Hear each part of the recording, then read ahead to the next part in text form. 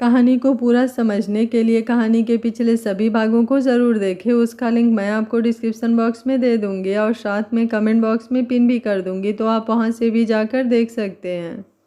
नील अपने अतीत की यादों में खोया हुआ था। बाबा ने कहा, मुझे उस बच्चे से बेहद लगाव हो गया था, इसलिए मैंने उसका नाम नील रखा और उसे अपना नाम दिया, नील केशव मल्होत्रा। अब मुझे डर लगने लगा था कि कोई मुझे मेरे नील से दूर ना कर दे, इसलिए मैं उसे शहर से लेकर बहुत दूर आ गया। मैं उस बच्चे के लिए माँ और बाप दोनों बना।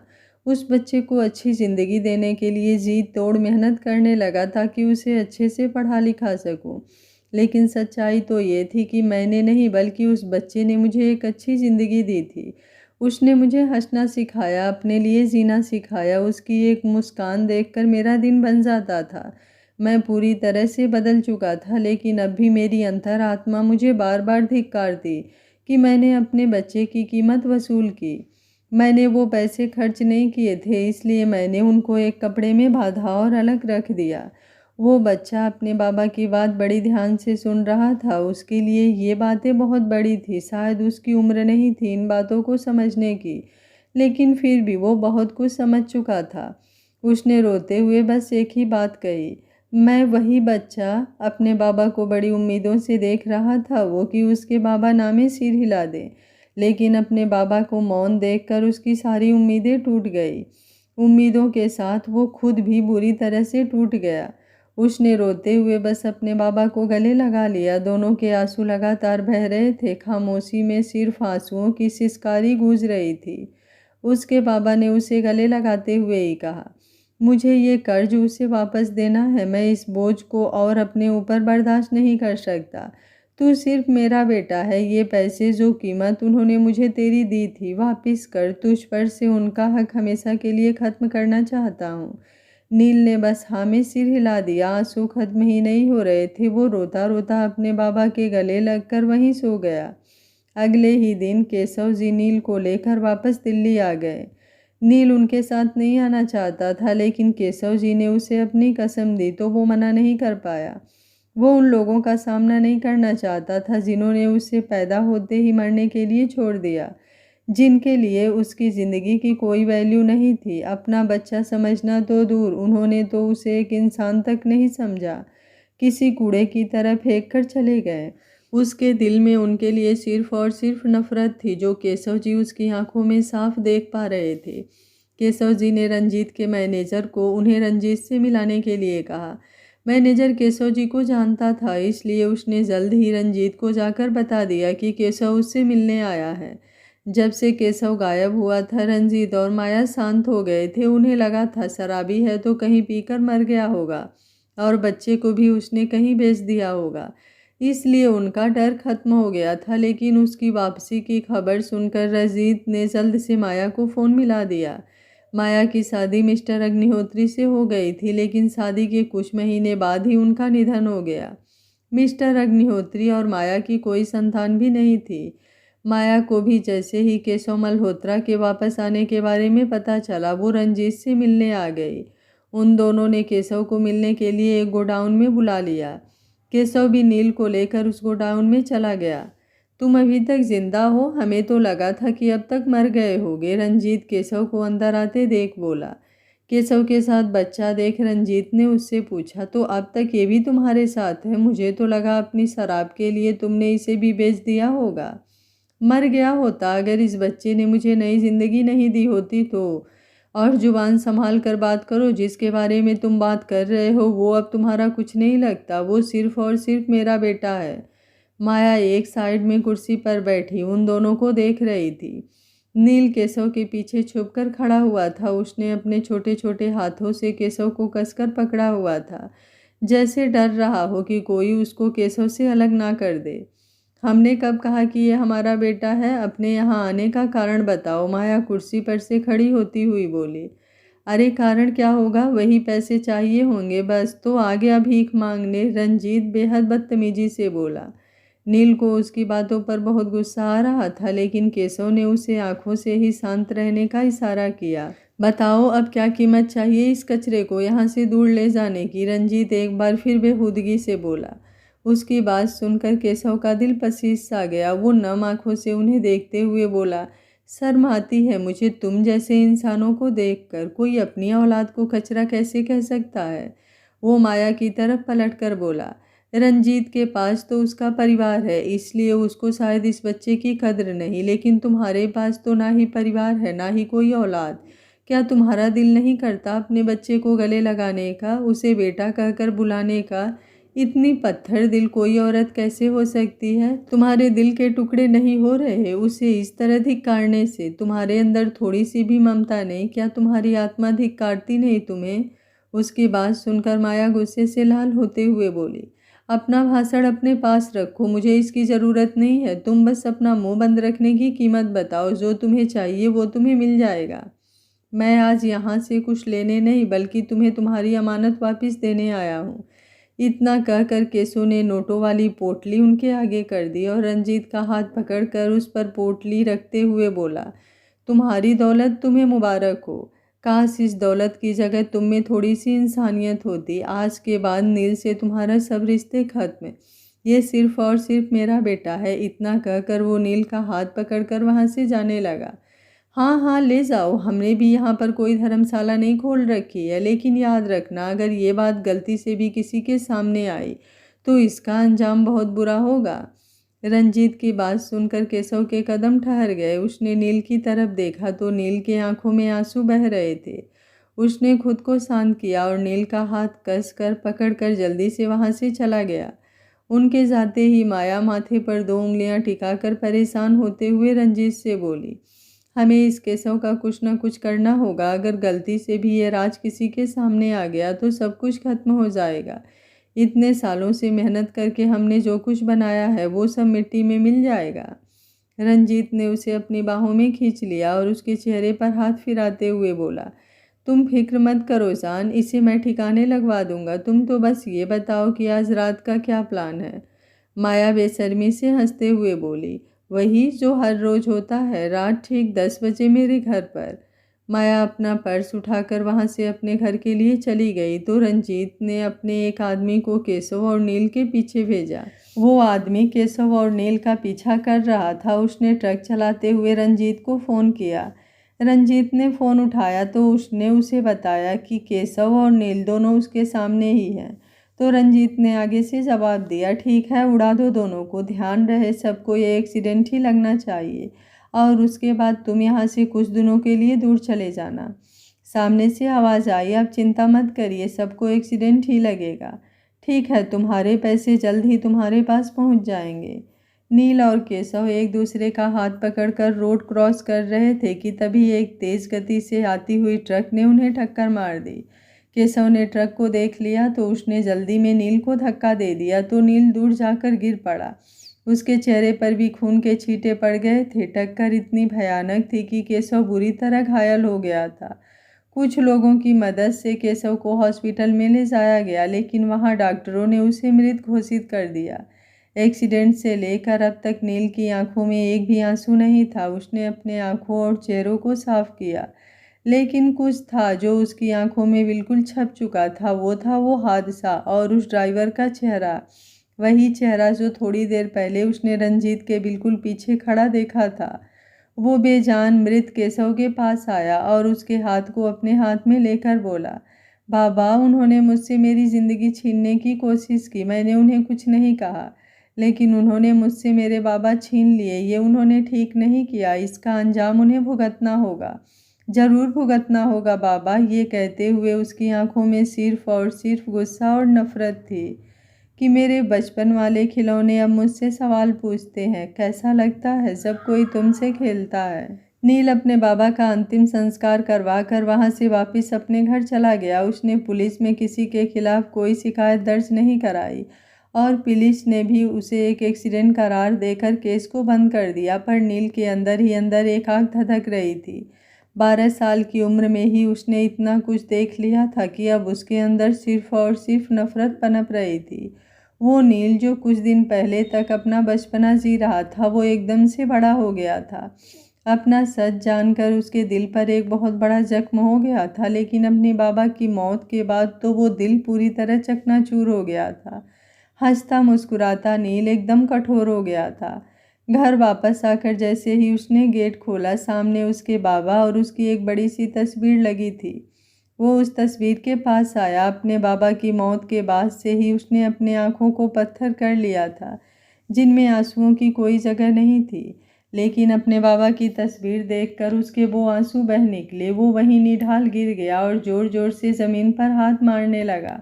उसका रोना रूह को कँपा देने वाला था। चीखें ऐसी थी जो पूरा आसमान भेद दे। बार बार आंखों के सामने अपने बाबा का तड़पता शरीर आ रहा था, पूरी तरह खून से लथपथ। दोस्त सिर्फ नील को एकटक देख रहे थे, जैसे उसे आंखों ही आंखों में समा कर इस दुनिया से जाना चाहते हों।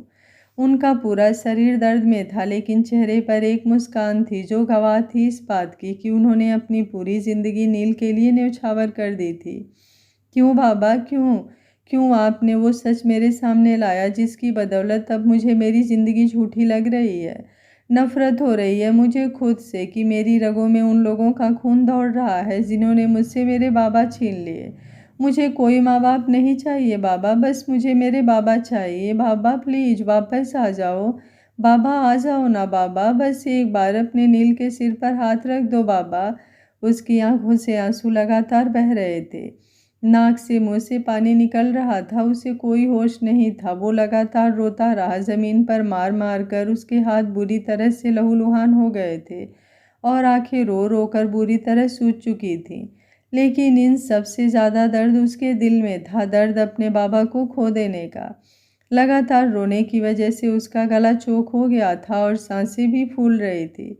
करीबन 2 घंटे बाद उसने अपने आप को संभाला और अपने बाबा की तस्वीर के आगे खड़ा हो गया। खड़ा होकर वो अपने बाबा की तस्वीर को देखते हुए बोला, बाबा मैं सब कुछ भूल सकता हूँ, लेकिन जो उन्होंने आपके साथ किया वो ना कभी मैं भूलूंगा और ना ही उन्हें भूलने दूंगा। उन्हें उनके किए की सज़ा मैं दूंगा बाबा। उनके लिए मैं उनका बेटा नहीं, सिर्फ नील केशव मल्होत्रा होऊंगा, जो उनका जीना हराम कर देगा। आज मेरा इस घर में आखिरी दिन है। उन्होंने मुझसे आपको छीन लिया। अब जब तक मैं उनका सब कुछ नहीं छीन लेता, मैं इस घर में दोबारा कदम नहीं रखूंगा। मेरी रगों में उनका खून नहीं, बल्कि उनके लिए नफरत दौड़ेगी। जिस इज्जत और शोहरत के लिए उन्होंने मुझे छोड़ दिया था, अगर मैंने उसे ही पैरों तले नहीं रौंद दिया तो मेरा नाम भी नील केशव मल्होत्रा नहीं। मुझे कसम है उस प्यार की जो आपने मुझे दिया है कि मैं उनसे अपनी दुश्मनी पूरी तरह निभाऊंगा। उम्र भी कांप जाती है जब नादानियाँ करने वाला बच्चा एकदम से संभल जाए। अपनी आंखें साफ कर और अपने बाबा की तस्वीर लेकर नील उस घर से बाहर आ गया। उसने एक बार फिर पलटकर अपने घर को नम आंखों से देखा और बोला, बहुत याद आएगी बाबा, लेकिन अब आपका नील खुद को कमज़ोर नहीं पड़ने देगा। जिन्होंने मुझे ख़त्म करने की कोशिश की, मैं उनके खिलाफ़ जंग का ऐलान करता हूँ और ये जंग मैं जीत कर रहूँगा। उनके बराबर नहीं खड़ा होना मुझे, उन्हें अपने कदमों में लाना मेरा मकसद होगा। इतना कहकर उसने अपनी नंग आंखें साफ की और तेज कदमों से चलकर वहाँ से निकल गया।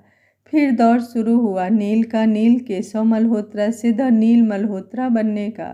तू नज़र रखना है खुदा मुझ पर, किस्सा नहीं कहानी बनूंगा मैं।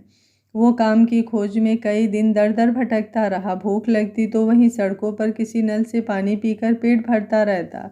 जिस चेहरे पर हर पल मासूमियत झलक रही थी, अब वहीं पर थकावट और दर्द झलकने लगा था। कभी किसी ढाबे पर बर्तन धोता तो कभी किसी दुकान की सफाई करता। उसके बाबा ने उसके लिए काफ़ी पैसे जोड़े थे, लेकिन उसने कसम खाई थी कि वो जो भी बनेगा अपने दम पर बनेगा। इसलिए उसने उसी दिन अपने बाबा का घर भी छोड़ दिया था। वक्त बीतता गया और नील 18 साल का हो गया था। जब मन में जज्बा हो तो इंसान पत्थर को भी पिघला सकता है। ये बात नील पर बिल्कुल लागू होती थी। एक साथ 3-3, 4-4 नौकरियां कर कर उसने थोड़े बहुत पैसे भी जोड़ लिए थे। एक एक पाई जोड़कर उसने एक छोटा सा ढाबा खोला। मात्र 18 साल की उम्र में ही वो काफ़ी बड़ा दिखता था। कोई भी उसे देखता तो उसकी उम्र 22 या 23 साल बताता। जब इंसान का दिल साफ हो और वो मेहनती हो तो सफलता भी उसके कदम चूमती है। 5 साल के अंदर ही नील ने काफ़ी रेस्टोरेंट खोल लिए थे। इसी तरह वक्त बीतता गया और नील अपने बिजनेस में सफल होता गया।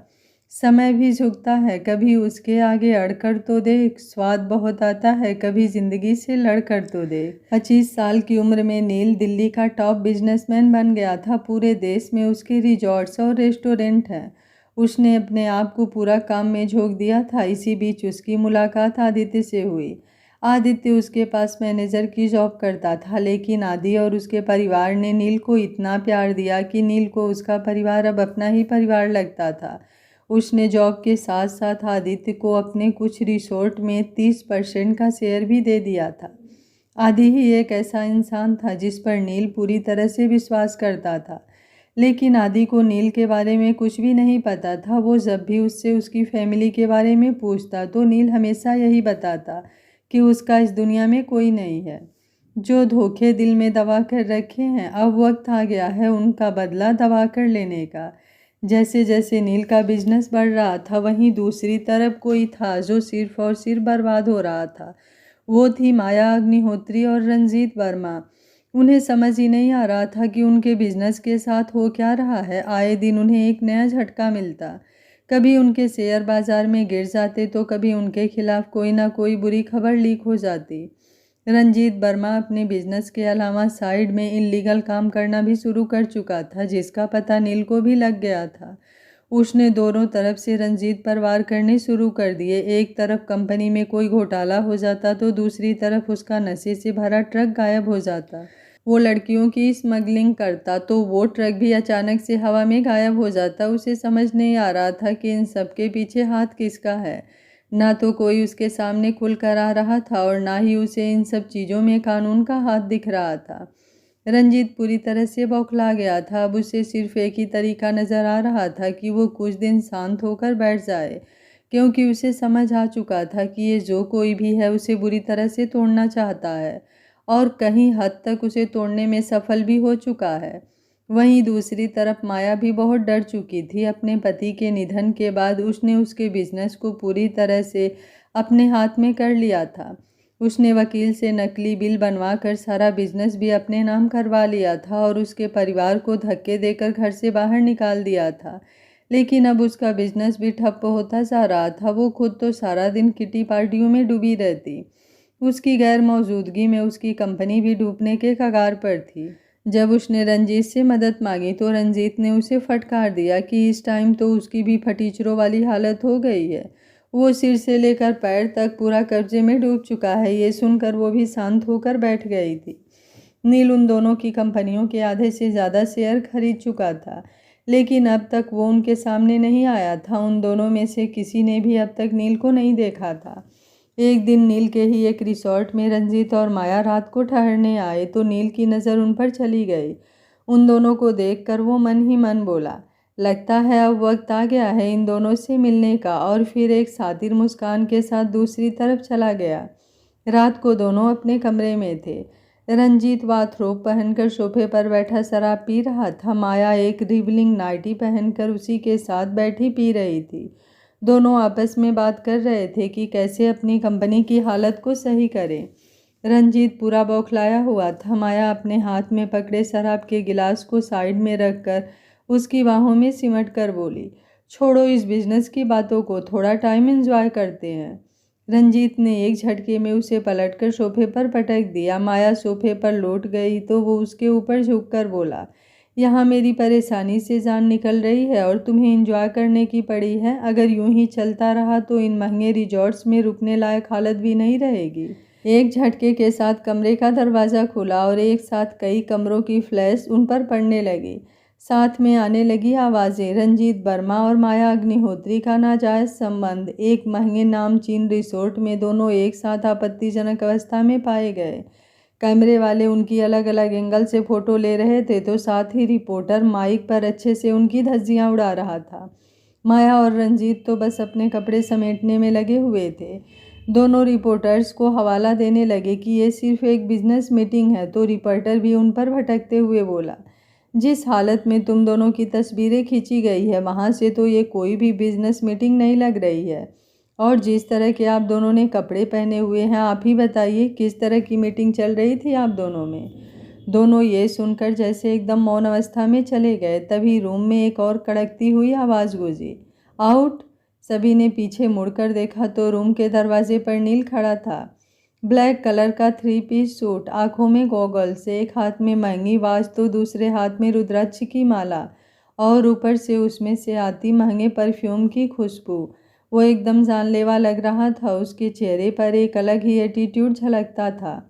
वो अपने दोनों हाथ पॉकेट में डालकर अंदर आते हुए बोला, आई सेड आउट। वो सब मीडिया वाले नील को जानते थे क्योंकि नील उन सबको इंटरव्यू देता रहता था, लेकिन कभी भी किसी को अपनी फेस रिवील नहीं करने देता था। वो सब नील की गरजती हुई आवाज़ सुनकर कांप गए और एक एक कर वहाँ से निकल गए।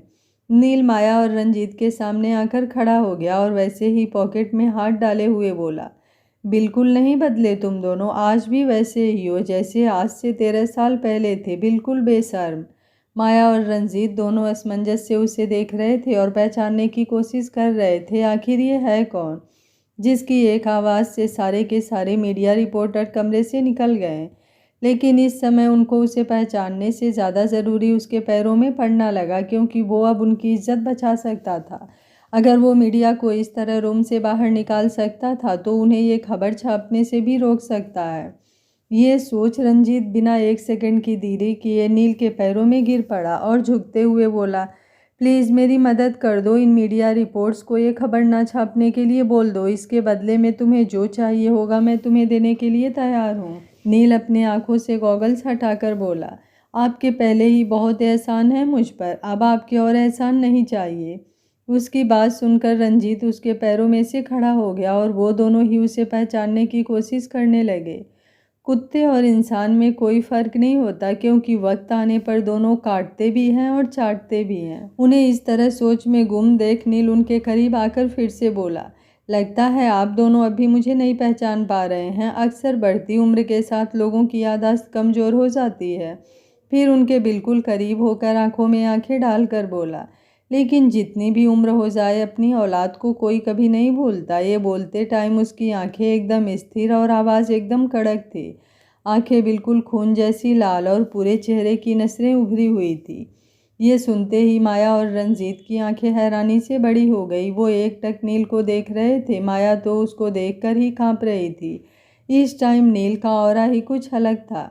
नील एकदम से पलट गया और आंखों को झपकाने लगा जैसे उनमें नमी आने से रोक रहा हो, और फिर वैसे ही खड़ा बोला, मैं वो औलाद हूँ जिसे आपने मार कर शमशान में नहीं दबाया, बल्कि जीते जी ही मेरी ज़िंदगी बिल्कुल शमशान की तरह वीरान कर दी, जहाँ सिर्फ सन्नाटा था।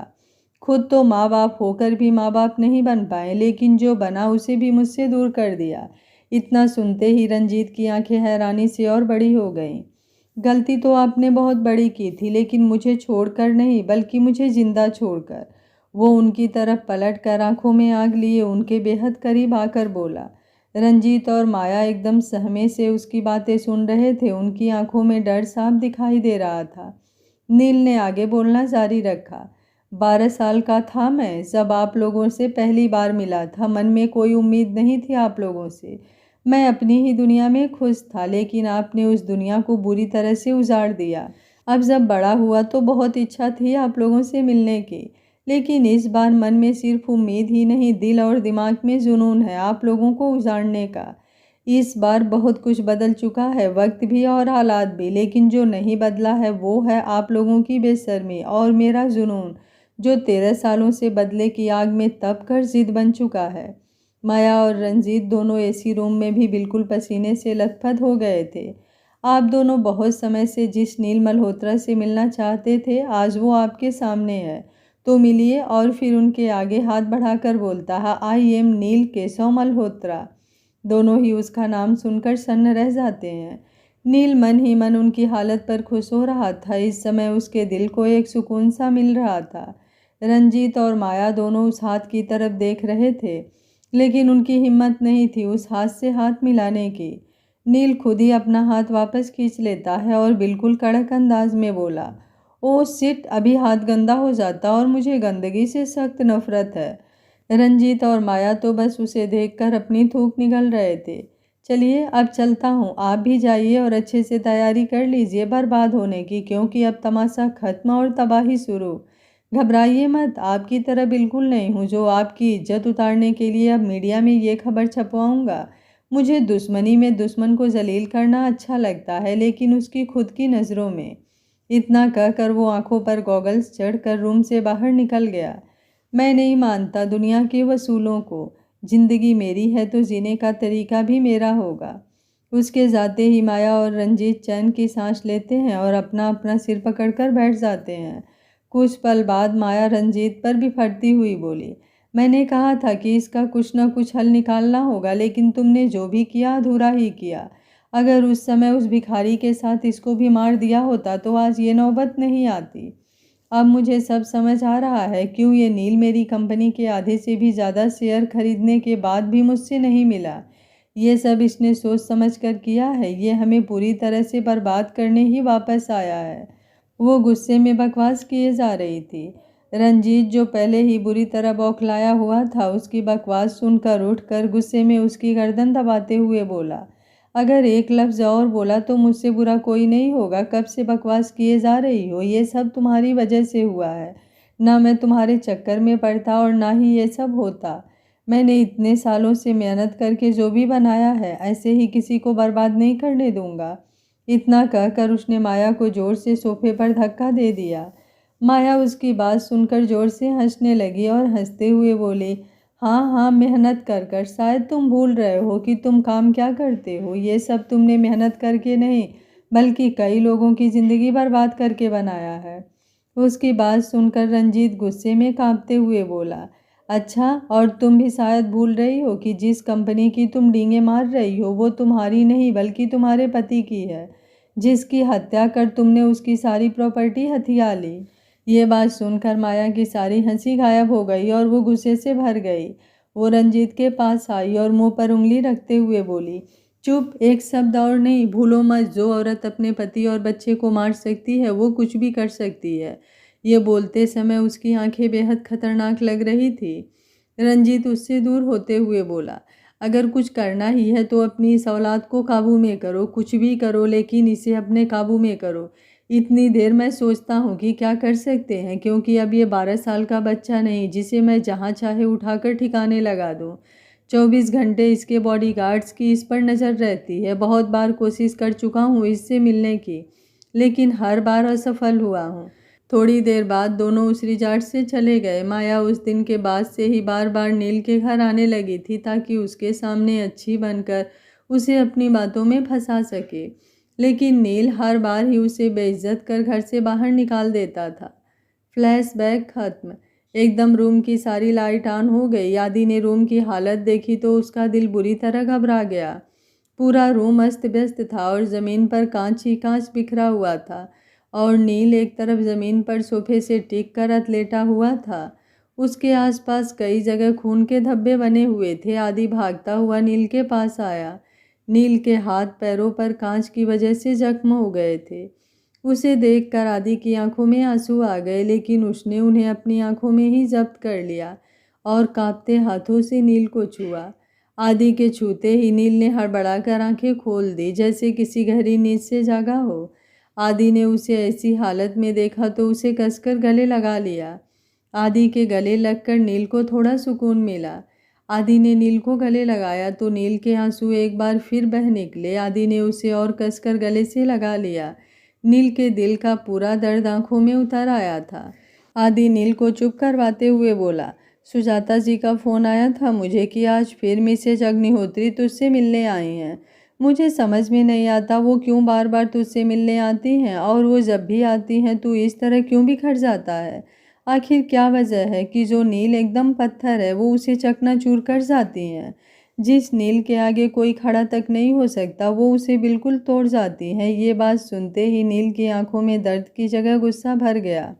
तू मुझे एक बार बता तो सही, अगर मैंने उनका जीना हराम नहीं कर दिया तो मैं भी नील मल्होत्रा का दोस्त नहीं। नील इस समय कुछ भी कहने सुनने की हालत में नहीं था। वो बस आदि के गले लगा हुआ था। वो आदि से अलग हुआ और बोला, ये मेरी लड़ाई है, इसे मैं लड़ूंगा भी और जीतूंगा भी। और तू मेरा सिर्फ दोस्त ही नहीं, मेरा भाई है, मेरी जान है तू। तो तू भी ये बात सुन ले कि तेरी ये जान तेरे लिए जान दे भी सकता है और किसी की जान ले भी सकता है। लेकिन तुझे ऐसे बिखरते हुए बिल्कुल नहीं देख सकता। इस लड़ाई में तू दूसरों की जगह खुद को क्यों दर्द दे रहा है? आदि की आंखें ये कहते हुए गुस्से से बिल्कुल लाल हो गई थी। कौन कहता है कमाई सिर्फ दौलत की होती है? मैंने तो हीरे जैसा यार कमाया है। आदि ने उसे उठाने में मदद करी तो नील के जख्मों पर फिर से दर्द हो गया और दर्द से उसकी आह निकल गई। आदि का दिल पसीज गया। नील को इस तरह दर्द में देखकर वो अंदर ही अंदर टूट रहा था, लेकिन नील के सामने वो पूरी हिम्मत जुटाए खड़ा था। उसने नील को उठाकर सोफे पर लिटाया और खुद फर्स्ट एड बॉक्स ढूंढने लगा। उसने नील की ड्रेसिंग की और उसे कुछ पेन किलर दिए। ड्रेसिंग कराते टाइम नील के चेहरे पर कोई भाव नहीं थे। कोई भी नील को इस हालत में ना देखे, इसलिए आदि खुद उसके लिए कॉफ़ी लेने चला गया।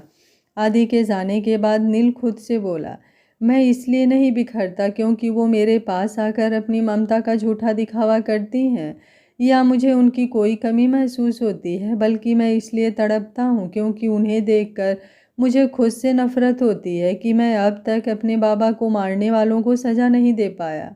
मेरी आंखों के सामने मेरे बाबा का तड़पता हुआ शरीर आ जाता है, जैसे वो मुझसे अपनी ज़िंदगी मांग रहे हों। उनसे ज़्यादा तड़प मुझे महसूस होती है कि मैं उन्हें न्याय भी नहीं दिला सका और ना ही उन्हें मारने वालों को कोई सज़ा दे सका। लेकिन अब नहीं, अब वक्त आ गया है उन दरिंदों को उनके कर्मों का फल देने का। अब से उनकी तबाही शुरू। अकेला छोड़ गए थे मुझे मरने के लिए, अब अकेला ही काफ़ी हूँ मैं उन सब के लिए। इतने में आदि उसके लिए कॉफ़ी लेकर आ गया था, लेकिन नील ने कॉफ़ी पीने से मना कर दिया। उसने आदि को उसके केबिन में वापस जाने के लिए बोल दिया और खुद काम में लग गया। उसे फिर से काम में लगते देख आदि उससे बोला, मत कर ये दिखावा, तुझसे नहीं होता। क्यों अपने जख्मों पर किसी को मरहम नहीं लगाने देता? नील बिना उसकी तरफ देखे बोला, मरहम लगाने से घाव सही हो जाते हैं, लेकिन मैं अपने इन घावों को तब तक सही नहीं होने दूंगा जब तक मैं उनसे बदला नहीं ले लेता जिनकी वजह से मुझे ये घाव मिले हैं। उम्मीद करता हूँ तुझे तेरा बदला और तेरे इन जख्मों को सुकून जल्द मिले। इतना कहकर आदि केबिन से बाहर निकल गया। शायद ही इस जन्म में सुकून मिले, क्योंकि मुझे मेरा ये जन्म तो मेरे बाबा की देन है और अब मेरी बारी है कि मैं अपने इस जन्म को उनके नाम कर दूँ। उसने मन ही मन बोला और किसी गहरी सोच में चला गया। कुछ देर यूं ही सोचते रहने के बाद उसने अपना फ़ोन उठाया और किसी को फ़ोन मिला। सामने से फ़ोन उठते ही यस बॉस की आवाज़ आई तो नील ने तुरंत उससे पूछा, अग्निहोत्री कंपनी के बाकी के 20% शेयर कब तक मेरे नाम हो जाएंगे? बहुत जल्दी हो जाएंगे बॉस, आप पहले ही उनके 80% शेयर अपने खरीद चुके हैं। कल तक बाकी के 20% शेयर भी आपके नाम हो जाएंगे। फिर आप उनकी कंपनी को टेक ओवर कर सकते हो। आप चाहो तो अब भी उन पर अपना मालिकाना हक जता सकते हैं, क्योंकि आप 80% शेयर के मालिक हैं। नील मल्होत्रा को अगर कुछ चाहिए तो पूरी तरह से चाहिए। आधा अधूरा ना तो उसे कभी पसंद था और ना ही कभी होगा। एक बात और, पहले के 80% और बाकी के 20% दोनों दृष्टि नील मल्होत्रा के नाम करवाने हैं। सारे डॉक्यूमेंट्स तुम्हें भिजवा रहा हूँ, जल्द से जल्द मुझे ये काम पूरा चाहिए। बाकी की बात खत्म करने के बाद नील फ़ोन काट देता है और आराम से अपनी चेयर पर बैठकर मन ही मन बोलता है, कल का इंतज़ार कीजिए मिसेज अग्निहोत्री, क्योंकि कल का आखिरी बार और उसी के साथ आप पूरी तरह बर्बाद। और फिर अगली बारी होगी मिस्टर रंजीत वर्मा की। सोच कर पंगा लेना मुझसे, क्योंकि मैं फिर पंगा लेने लायक छोड़ता नहीं। काम करते करते कब दोपहर से शाम हो गई नील को पता ही नहीं चला। वो जानता था कि घर जाने के बाद शायद उसे दृष्टि के सवालों का सामना करना पड़े, इसलिए उन सवालों से बचने के लिए वो घर भी देरी से जाना चाहता था। उसे पता था कि वो गुस्से में खुद को कंट्रोल नहीं कर पाता, और अगर ऐसे में दृष्टि ने उससे कोई ऐसा सवाल पूछ लिया जिससे उसको गुस्सा आ गया तो कहीं उसका सारा गुस्सा दृष्टि पर ना उतर जाए। ये सोचकर ही वो परेशान हो रहा था, पर उसे घर तो जाना ही पड़ेगा। ये सोचकर उसने लैपटॉप बंद किया और गाड़ी की चाबी उठाकर ऑफिस से निकल गया। दूसरी तरफ दृष्टि से मिलने नैना और मनन आए हुए थे। मनन उन दोनों का बचपन का दोस्त था। मनन बचपन से ही दृष्टि से प्यार करता था। उसने कई बार दृष्टि के सामने इजहार भी किया, लेकिन दृष्टि ने हमेशा उसके इजहार का इनकार में ही जवाब दिया। वो तीनों हॉल रूम में बैठे थे, एक दूसरे से बात कर रहे थे कि दरवाजे से तेज कदमों में चलता हुआ नील घर आया। दृष्टि ने उसे देखा तो हैरान रह गई। उसके हाथ पैरों पर कई जगह चोटों के निशान थे। दृष्टि खड़ी होकर उसे कुछ बोलने को हुई, उससे पहले ही नील ने उसे हाथ दिखाकर रोक दिया और एक नज़र नैना और मनन पर डाली। दृष्टि ने उसकी नज़रों का पीछा किया तो जल्दी जल्दी उन दोनों को नील से इंट्रोड्यूस करवाने लगे। नैना को तो आप जानते ही हैं, ये मनन है, हम दोनों के बचपन का दोस्त, दृष्टि ने थूक निकलते हुए कहा। नील की स्थिर नज़रें उस पर भान हो रही थी। मनन ने आगे बढ़कर हाथ मिलाना चाहा तो नील उसे घूरते हुए अपने कमरे की तरफ बढ़ गया। दृष्टि भी उसके पीछे पीछे रूम की तरफ ही आ गई। कमरे के दरवाजे पर आहट पाकर नील दरवाजे की ओर मुड़ा और सामने दृष्टि खड़ी थी। वो एक नज़र दृष्टि पर डालकर कबर्ड में से कपड़े लेकर वॉशरूम की तरफ चला गया। दृष्टि ने एक लंबी सांस ली और वापस नीचे हॉल में आ गई। यार तेरा पति तो बड़ा डेंजरस है, देखता भी ऐसे है जैसे कच्चा चबा जाएगा, मनन ने हंसते हुए कहा। दृष्टि ने उसे घूर कर देखा पर कोई जवाब नहीं दिया। एक पल को तो मुझे ऐसा लगा जैसे अभी बोलेगा दफ़ा हो जाओ मेरे घर से, मनन ने फिर से हंसते हुए कहा। उन्होंने तो नहीं कहा, लेकिन शायद अब मैं तुम्हें यहाँ से दफ़ा कर दूंगी अगर तुमने एक और लफ्ज़ भी नील के खिलाफ कहा तो। दृष्टि उसे आंखें दिखाते हुए बोली। शादी को अभी 4 दिन भी नहीं हुए और अभी से मैडम का ये हाल है, दोस्त तो बिल्कुल पराये कर दिए तुमने। अब नैना भी बोलने लगी। हाँ तो मेरे घर पर मेरे ही पति के बारे में उल जलूल बोलोगे तो चुपचाप सुनूंगी थोड़ी ना, दृष्टि ने भी सपाट लहजे में उसे जवाब दिया। जिस इंसान ने तुझसे ढंग से बात भी नहीं की तू उसी का पक्ष ले रही है, और मैंने तुझसे कितनी बार अपने प्यार का इजहार किया है और बदले में हमेशा मुझे तुझसे इनकार ही मिला, मनन ने दृष्टि की तरफ देखते हुए कहा। ये सुनते ही रेलिंग पर हाथ टिकाकर खड़े नील के जबड़े कस गए और साथ ही रेलिंग पर हाथों की पकड़ कस गई। दृष्टि के नीचे आने के बाद वो वॉशरूम से निकलकर रेलिंग के पास आकर खड़ा हो गया था और नीचे की तरफ ही देख रहा था। और हमेशा इनकार ही मिलेगा, दृष्टि ने उसे साफ जवाब दिया, जिसे सुनकर नील के तपते कलेजे को थोड़ी ठंडक मिली। आखिर कमी क्या है मुझ में, मनन ने दृष्टि की तरफ देखते हुए ही सवाल किया। बेशक तुझ में कोई कमी नहीं, लेकिन मेरे दिल में कमी है उस फीलिंग की जो तुझे देखकर कभी आई ही नहीं, दृष्टि ने चेहरे पर बिना किसी भाव के उसे देखते हुए जवाब दिया। इसका मतलब तू नील से प्यार करती है? वाह, तू मुझे हमेशा यही जवाब देती रही कि तू कभी किसी से प्यार नहीं कर सकती, तो 4 दिन में नील से कैसे प्यार हो गया तुझे? मैं नील से प्यार करती हूँ या नहीं, इसका जवाब तुझे देना मैं ज़रूरी नहीं समझती। तुम दोनों को मुझसे मिलना था, अगर मिलना हो गया हो तो तुम दोनों जा सकते हो। और नैना, आगे से अगर मुझे मिलना हो तो प्लीज़ अकेले ही आना, क्योंकि मुझे किसी और से मिलने में कोई इंटरेस्ट नहीं है। दृष्टि ने अपनी बात खत्म की और वहाँ से उठ गई। मनन और नैना भी वहाँ से उठ गए। नैना ने दृष्टि से बात करने की कोशिश की पर दृष्टि ने उसे ये कहकर चुप करवा दिया कि वो बाद में उससे फ़ोन पर बात करेगी। तेरा इनकार मैं हमेशा बर्दाश्त करते आया हूँ, लेकिन अपनी बेइज्जती मैं कभी बर्दाश्त नहीं करूँगा, कहकर मनन ने एक जल्दी सी निगाह दृष्टि पर डाली। बात को बढ़ते देख नैना ने मनन का हाथ पकड़ा और उसे लेकर बाहर आ गई। इस वक्त मनन को कुछ कहना उसे ठीक नहीं लगा और दोनों चुपचाप वहाँ से घर की ओर चल पड़े। उनके जाने के बाद दृष्टि वहीं सोफे पर बैठ गई और मन ही मन बोली, मैं नहीं जानती कि मैं नील से प्यार करती हूँ या नहीं, लेकिन उन्हें देखकर ही दिल में एक सुकून सा उतर आता है। जब 3 साल पहले उन्हें देखा था तब भी एक सुकून मिला था दिल को, और आज भी जब भी उन्हें देखती हूँ तो वही सुकून मिलता है। दृष्टि ने एक गहरी सांस ली और अपनी आंखें बंद कर ली और अतीत की यादों में खो गई। दृष्टि अपने स्कूल की तरफ से गर्मियों के कैंप के लिए शिमला गई हुई थी। सभी बच्चे घूमने जाने के लिए बस में बैठ गए थे। बस दृष्टि ही नीचे रह गई थी। जैसे ही वो बस में चढ़ने लगी उसने सामने देखा कि एक गाड़ी फुल स्पीड में आ रही थी और एक बुजुर्ग सड़क पार कर रहे थे। गाड़ी की ब्रेक आउट ऑफ कंट्रोल हो चुकी थी, इसलिए गाड़ी चलाने वाला शख्स बार बार ब्रेक लगाने की कोशिश कर रहा था, लेकिन ब्रेक लगने की बजाय गाड़ी इधर उधर भाग रही थी।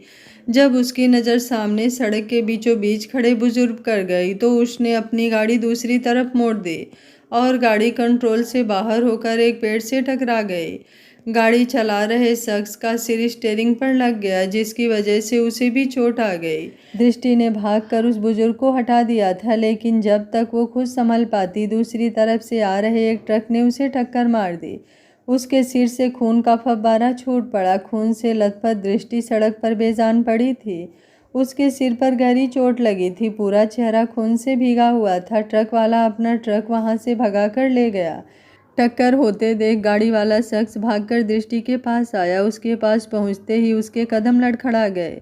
अतीत की कुछ बुरी यादें उसके जहन में ताज़ा हो गई। दृष्टि को तो संभालना दूर, वो शख्स उस वक्त खुद को भी नहीं संभाल पा रहा था। इतने में वो बुजुर्ग और बस में बैठी दृष्टि की कलीग भी दृष्टि के पास आ गई। वहाँ भीड़ इकट्ठा हो गई थी। दृष्टि की हालत गंभीर होती जा रही थी। जैसे तैसे सब ने दृष्टि को एक गाड़ी में लिटाया और नज़दीक के हॉस्पिटल में लेकर चले गए। उनके जाने के बाद वो शख्स भी उनके पीछे पीछे किसी तरह हॉस्पिटल पहुंचा। हॉस्पिटल पहुंचकर जैसे जैसे वो शख्स अंदर जा रहा था वैसे वैसे उसकी धड़कनें बढ़ती जा रही थी, जैसे कुछ बहुत अजीब उससे दूर जा रहा हो। सामने दृष्टि की कलीग डॉक्टर से रिक्वेस्ट कर रही थी कि वो दृष्टि का ट्रीटमेंट शुरू कर दे, लेकिन डॉक्टर आगे से उन्हें पुलिस केस बताकर इलाज करने से मना कर रहा था कि जब तक पुलिस नहीं आ जाती वो इलाज शुरू नहीं कर सकते। डॉक्टर की आवाज़ जैसे ही उस शख्स के कानों में पड़ी, वो शख्स एकदम संभल गया और डॉक्टर के पास जाकर गुस्से में उसे घूरते हुए बोला, अभी के अभी इनका इलाज शुरू कीजिए, नहीं तो दुनिया की कोई पुलिस आपका केस हैंडल नहीं कर पाएगी। डॉक्टर उस पर चिल्लाते हुए बोला, तुम्हारी हिम्मत कैसे हुई मुझसे इस तरह बात करने की? आखिर तुम हो कौन? तो सामने खड़ा शख्स अपनी नीली आंखों से उसे घूरते हुए बोला, Neel Malhotra, Malhotra hospitality and research का मालिक। इतना बताना काफ़ी है या इससे ज़्यादा इंट्रोडक्शन चाहिए? नील मल्होत्रा का नाम सुनते ही डॉक्टर एकदम कांपने लगा। उसका कांपना भी जायज़ ही था, क्योंकि नील मल्होत्रा का ऑरा ही कुछ अलग था। हर कोई उस टाइकून से मिलना चाहता था जिसने इतनी कम उम्र में ही इतनी कामयाबी हासिल कर ली थी, लेकिन वो किसी के सामने नहीं आता था। नील मल्होत्रा का एक फ़ोन ही काफ़ी होता था किसी की ज़िंदगी में तूफ़ान लाने के लिए। दृष्टि की कलीग हैरानी से नील मल्होत्रा और उस डॉक्टर की बातें सुन रही थी। उसने नील से रिक्वेस्ट करते हुए कहा, प्लीज़ आप इन्हें सबक बाद में सिखा लीजिएगा, पहले इन्हें कहिए कि ये जल्द से जल्द दृष्टि का इलाज शुरू कर दें, और आप भी अपनी ड्रेसिंग करवा लीजिए, आपके सिर पर से काफ़ी खून बह रहा है। उसकी बात सुनते ही डॉक्टर नर्स को नील की ड्रेसिंग करने का बोल वहां से जल्दी से ऑपरेशन थिएटर में चला गया। दृष्टि की कलीग ज्योति ने उसका धन्यवाद किया। दृष्टि का इलाज शुरू हो चुका था। हर बढ़ते पल के साथ उसकी सांसें थम रही थी। नील भदहवास सा वहीं बैठा था। उसके पास नर्स ड्रेसिंग के लिए बुलाने आई तो उसने मना कर दिया। उस नर्स ने दोबारा रिक्वेस्ट करते हुए कहा, सर प्लीज़ आप ड्रेसिंग करवा लीजिए, क्योंकि आपकी ड्रेसिंग होनी बहुत ज़रूरी है। अभी तक आपके सिर से खून रिस रहा है। नील ने उसे घूर कर देखा तो उसकी घूरने से ही वो नर्स डर कर वहाँ से चली गई। नील ने किसी को फ़ोन मिलाया और दांत पीसते हुए बोला, मुझे अभी के अभी होटल के पार्किंग की सारी फुटेज चाहिए। किसी ने जानबूझकर मेरी गाड़ी की ब्रेक फेल करवाई है। अभी के अभी पता करो, और हाल हालत में मुझे वो आदमी चाहिए। सामने से ओके बॉस की आवाज़ आई तो नील ने फ़ोन काट दिए। मेरी वजह से अब और किसी की जान नहीं जा सकती। मैं उस लड़की को कुछ नहीं होने दूंगा, कुछ भी नहीं होने दूंगा। जिसकी वजह से भी ये सब हुआ हो उसे इस सब का हिसाब ज़रूर देना होगा। वो अपने आप में ही बोला और हाथ से चेहरा ढककर वहीं बैठ गया। ऑपरेशन थिएटर से नर्स बाहर आई और ज्योति से बोली कि हमें अभी ओ पॉजिटिव ब्लड चाहिए। पेशेंट की हालत ख़राब होती जा रही है, उनका बहुत खून बह चुका है। हमारे ब्लड बैंक में अभी इस ग्रुप का ब्लड अवेलेबल नहीं है, आप जल्दी से खून अरेंज कीजिए। मेरा ब्लड ग्रुप ओ पॉजिटिव है, आपको जितना खून चाहिए ले लीजिए, लेकिन उस लड़की को कुछ भी नहीं होना चाहिए। नील भागते हुए वहां आया और नर्स से बोला। नर्स ने हाँ में सिर हिलाया और नील को अंदर की तरफ ले गई। नील मन में सिर्फ और सिर्फ दृष्टि की सलामती की दुआ मांग रहा था। वो बार बार भगवान से यही कहता कि अब उसकी वजह से किसी को कुछ नहीं हो सकता। जब भी मांगा खुदा से बस तेरी खैरियत मांगी। बाबा के जाने के बाद आज नील पहली बार खुद को इतना कमज़ोर महसूस कर रहा था। अगर वो अपनी जान देकर भी दृष्टि को बचा पाता तो एक पल गंवाए बिना वो अपनी जान भी दे देता। ब्लड डोनेट करने के बाद दोबारा नील ऑपरेशन थिएटर के बाहर आकर खड़ा हो गया। कभी वो कांच की खिड़की से दृष्टि को देखने की कोशिश करता और कभी झल्लाकर दोबारा आकर कुर्सी पर बैठ जाता। ज्योति ये सब देख रही थी और मन ही मन सोच रही थी कि एक अनजान होकर भी नील को दृष्टि की कितनी चिंता हो रही है। और एक उसके चाचा चाची हैं जिन्हें फ़ोन किए हुए कई घंटे हो गए, लेकिन खुद आना तो दूर की बात, उन्होंने एक फ़ोन करके भी दृष्टि का हाल तक नहीं पूछा। लगभग 6-7 घंटे बीत चुके थे और डॉक्टर ऑपरेशन थिएटर से बाहर आए तो नील भागकर उनके पास गया और दृष्टि के बारे में पूछने लगा। डॉक्टर ने बताया कि ऑपरेशन तो हो चुका है, लेकिन अभी कुछ कहा नहीं जा सकता। अगर 18 घंटे में इन्हें होश आ जाता है तो ठीक है, नहीं तो ये कोमा में जा सकती हैं। डॉक्टर की बात सुनकर नील धम से वहीं बैठ गया। वो इस सब का कसूरवार खुद को मान रहा था।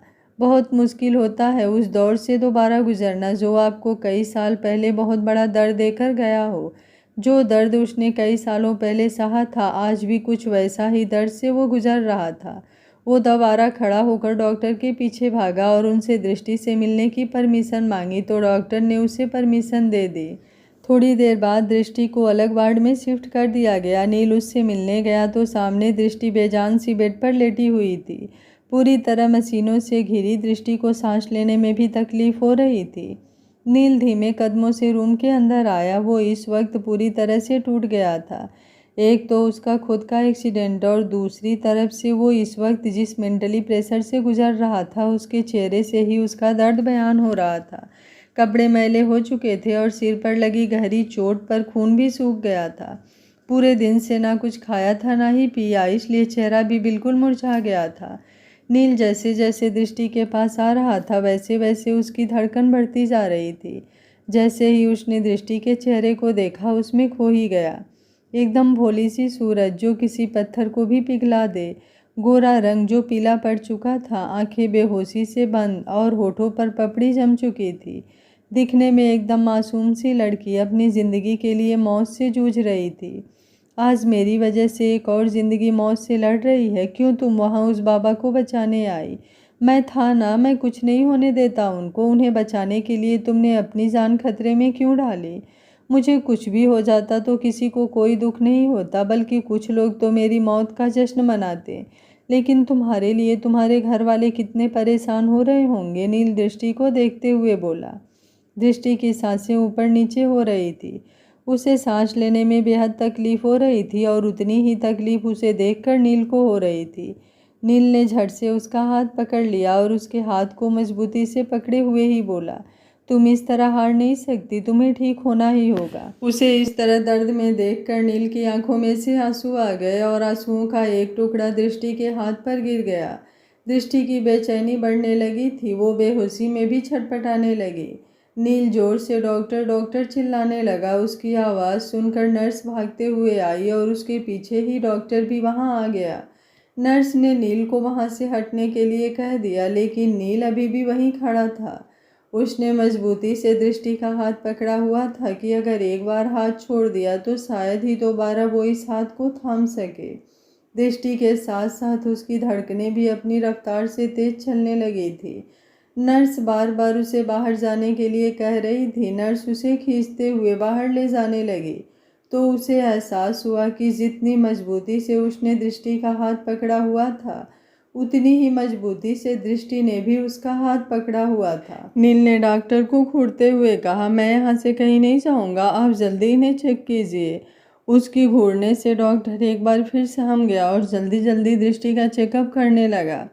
डॉक्टर ने दृष्टि को इंजेक्शन लगाया और नील से बोला कि शायद अब इन्हें थोड़ी देर में होश आ जाएगा। डॉक्टर की बात सुनते हुए भी नील दृष्टि को ही एकटक देखे जा रहा था। उसकी सूनी आंखें दृष्टि से हट ही नहीं रही थी।